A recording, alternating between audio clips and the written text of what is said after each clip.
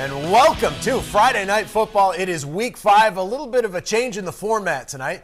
I'm excited to be hosting the show with the newest addition to the WMUR sports team, Ian Steele. Welcome aboard, Ian. Thank you very much, Mike. So happy and proud to be a part of this tradition of FNF, and we're going to have some fun starting off with our game of the week tonight, the defending Division II champions from Souhegan. They were hosting Hanover. There's no other place you'd rather be. This is what you live for. This is why you play Souhegan football. This is why you come here on Friday night. Souhegan head coach Robin Boquette firing up his squad. The Sabres coming in undefeated this season. Let's go to the opening drive by Hanover. Quarterback E.J. Frechette steps up in the pocket, delivers a strike to Keller Green for the 10-yard gain. The drive would stall, though. Souhegan QB Michael Fuengo out with an injury. So here's Brody Smith cutting to the outside, down the sideline, and you know what? We'll see you later. He's the backup? Oh my goodness, look at him go. 88 yards to the house after the missed point after attempt. It was 6-0 Sabres. Souhegan back in the red zone on 4th and goal. Ryan Rodalunas goes straight ahead, 2 yards for another score, 14-0 after the two-point conversion. Second quarter. Here he is again. Smith adding another 6 to the scoreboard. Hanover scored in the second half, the first points Souhegan has allowed since week 1.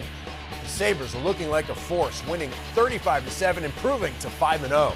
In Ware tonight, John Stark was collecting donations for New Hampshire Tackles Hunger, and history was made tonight as the Generals hosted Hollis Brookline. The Cavaliers on a 27-game losing streak coming in to the night. Hollis Brookline QB Stevie Nebel to Anthony Barchard. Barchard makes the catch over the middle, gets into the red zone, then Nebel scoring on the QB sneak. The Cavaliers taking a 6-0 lead. John Stark looking to respond, but Cole Duncan has had enough of all the losing.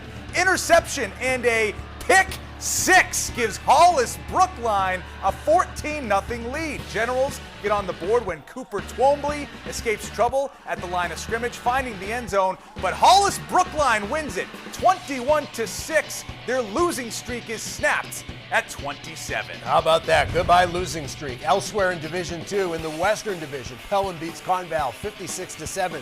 3 touchdowns for the Pythons' Kevin Hardy. Pelham remains undefeated. Manchester West shutting out Milford 34-0. In T2 East, St. Thomas Aquinas defeating Kennett 40-18, and it's Kingswood over Pembroke 50-0.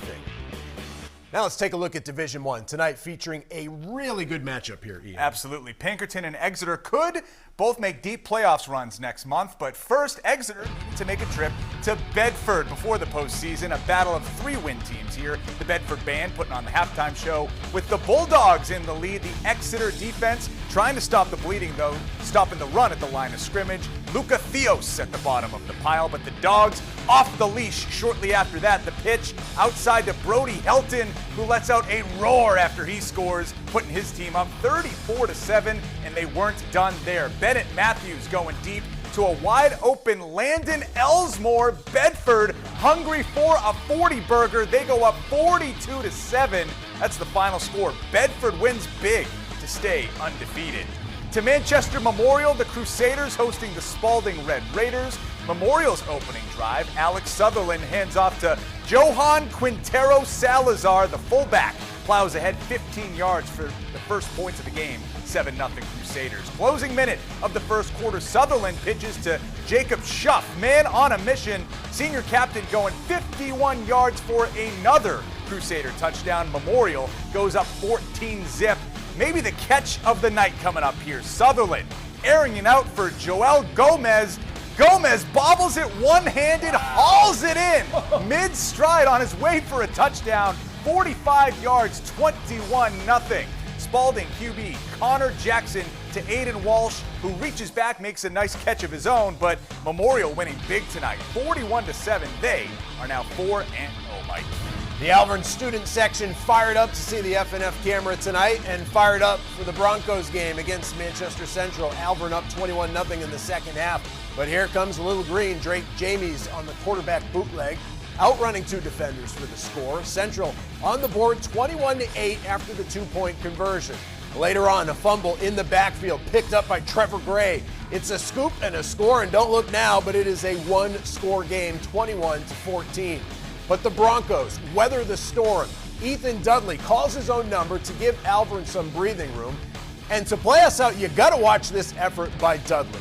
Absolutely, completely swallowed up here, but he somehow gets out of it, seemingly runs down for a touchdown. Hey, where's the ball? Where is he? There he goes. So this play actually gets called back because of a penalty, which is really unfortunate because this would have been one of the plays of the year. Doesn't count, but what does count is the final score. Alvirne gets its first win of the year, 28-14. All right, our next game is Goffstown against Merrimack, and in this game tonight, a Goffstown player was injured, and after a lengthy delay, was taken away from the field in an ambulance. Now, we're certainly thinking of the young man. His loved ones and teammates will provide updates on his condition as we learn them. We do have highlights of tonight's game. We will not be showing footage of the injury. So here are those highlights from Goffstown. On the first play after the injury we mentioned, the Tomahawks get into the end zone. Gabe Gorman rushes the ball in, standing up. This makes it a 20-7 ball game. Later in the third quarter, a similar strategy. Shea Scott on the running play, adding on the blue team's lead, now 28-7, and if it keeps working, why not do it again? Gorman up the gut for Mr. Official. What is it? Yes, it's a touchdown, folks. Merrimack wins 42-14. Again, we are thinking of the injured Goffstown player we mentioned a bit ago. We mentioned Pinkerton earlier, the defending state champs needing a rally to come back. They beat Concord 36-27. The Astros remain undefeated on the season. The Crimson Tide really gave them a scare, going up 20-7 in the first half. In the eastern section of D1, Winnacunnet suffering its first loss of the year. Portsmouth Oyster River pulling it out 26-13. And Timberlane beats Dover in a close one, 17-14. Ryan Figalo kicking the game-winning field goal for the Owls. And in the West, the Nashua South Purple Panthers beat the Keene Blackbirds 47-7. Down in Division 3, Stevens goes down against Lebanon 26-20. That's the Cardinals' first loss of the season. Monadnock keeps the 0 in their loss column, defeating Kearsarge 40-0. In D3, Interlakes Moltenboro with a big win over Fall Mountain 41-0. In a Division 3 versus 4 matchup, D4's Hillsborough Deering 27, D3 Summersworth 51. Reminder, you can watch all of the Friday Night Football shows on our website, WMER.com. Click on sports. You can also watch on our mobile app.